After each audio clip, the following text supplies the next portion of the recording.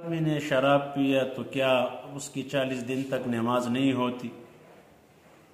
شراب پینا کبائر گناہ میں سے لکھا ہے اور قیامت کے علامات میں سے ظاہر کیا ہے، لیکن یہ بات نہیں ہے کہ ایک آدمی نے ایک گناہ کیا اور اب وہ 40 دن تک نمازی بھی نہ پڑھے تو یہ یک نہ شد دو شد، ایک کے بجائے 2 گناہ میں مبتلا ہو گئے۔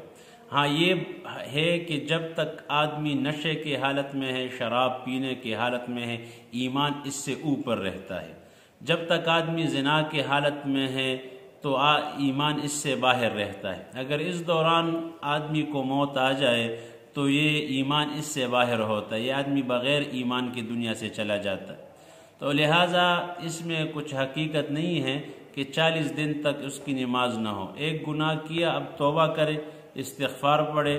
ہاں شریعت میں اس کی سزائیں ہیں، لیکن یہ نہیں ہے کہ وہ اب 40 دن تک اس کی نماز نہ ہو۔